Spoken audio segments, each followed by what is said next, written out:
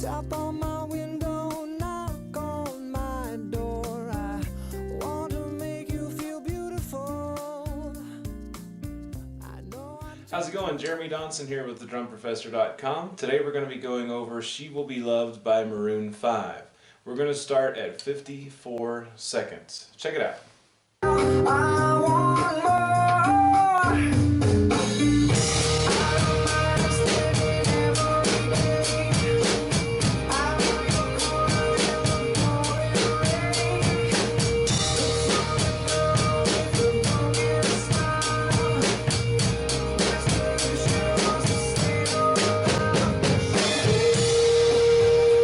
Really pretty song. So the first thing that we're going to do is go over what the main beat is for the chorus here. So first thing we do is we crash in, right? You hear a small fill and then we crash. When you crash, crash with the bass drum. Once you crash with the bass, here is the main beat. Now breaking that down, we're going to go crash and snare. So remember the crash is with the bass drum, so crash with the bass and, or just hi-hat, and then snare and hi-hat. Crash and snare, that's your first step. Then next is a bass drum. So crash and snare, bass. Now you just repeat that again, and bass again. So crash and snare, bass and bass. So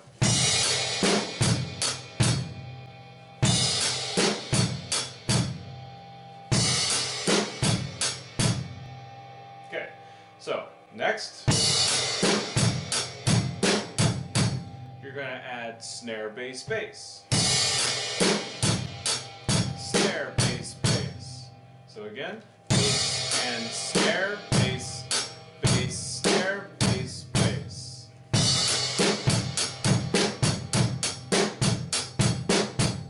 And there you have it. So every bass and every snare, they all have a hi-hat with them. There's nothing by itself here. No, not a lot of independent skills. It's just a matter of getting used to when to kick the bass and the snare. Now, anytime you have a bass drum right after the snare, you need to do what's called a prep stroke. A lot of times drummers will do this. Right? They'll be late on the bass. Right? So the way to do that to where you're not late is think of it like bass and up. So as your snare comes down to, as your stick comes down to hit the snare, you're going to raise your foot in preparation to kick the bass drum, which is hence why it's called a prep stroke. So in other words, bass and up, bass, bass and up, bass, bass and up, bass, bass and up, bass, bass, up, bass, bass. Now another way to look at this is your bass hits 3 times consecutively without pausing or changing tempo. If you listen to the bass, it did 3 times in a row. Bass and snare, bass, bass, bass, bass, right? Bass and snare, bass, bass, bass. So that'll help you too, just getting used to keeping your foot going. No need to really pause it on this or bury the beater.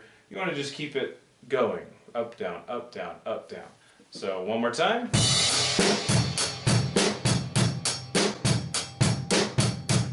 And there you have it. So now let's count how many measures we play before we crash. We're going to play 4 measures and then crash at the beginning of the 5th measure. So measure 5, we crash. That's it.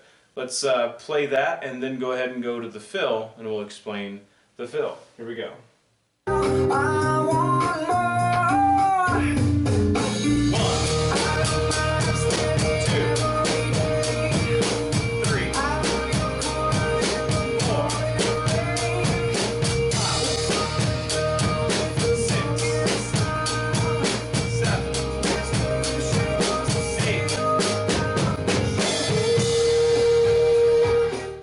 In the 8th measure, we're going to start after the snare drum. So let's say we're in, let's just say we're in 7th measure. So 7,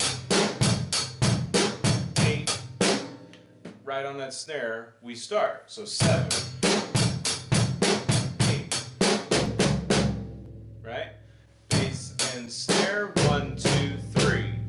Then we're going to hit the snare and floor tom 3 times together.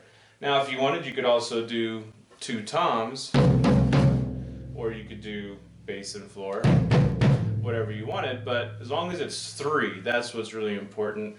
We're just doing snare and floor tom here, but you're welcome to do a tom instead of a snare if you like the sound of that better. So bass and snare, 1, 2, 3, crash. Now after you go 1, 2, 3, you're going to crash with the snare drum. So 1, 2, 3, crash.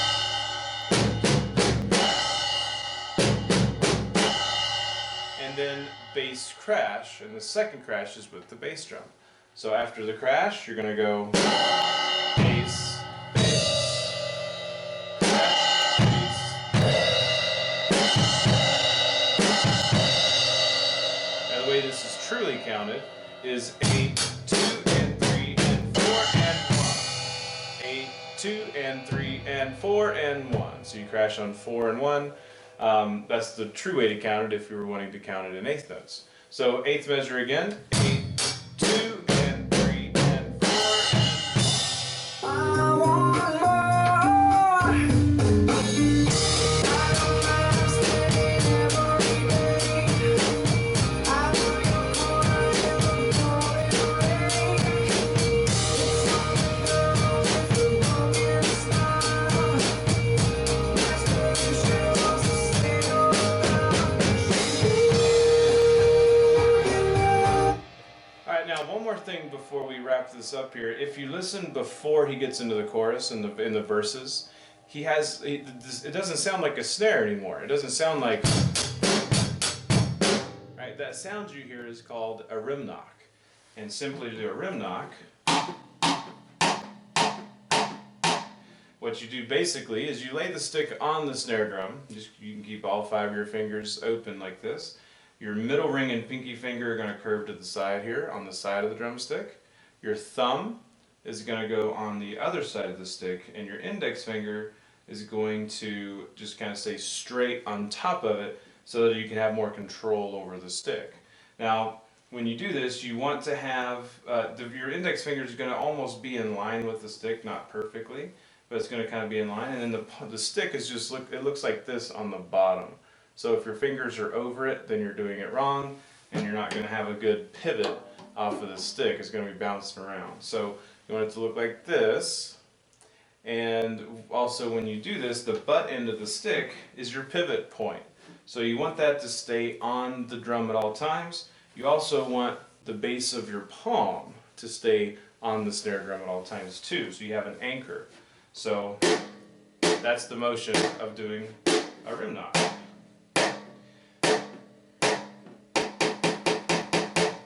Now also, whenever you hit it, you want to hit just below, right where it starts to taper in the drum. That's where you get the sweet spot. So if you notice, if you play it too high, doesn't really sound that great. If you hit it here, doesn't sound that great, but if you hit it here, gives you a nice sound there.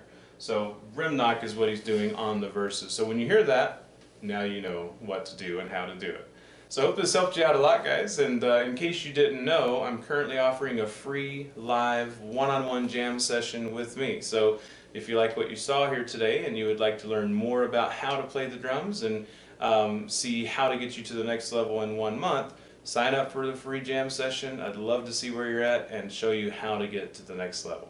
Thanks so much, guys. Take care.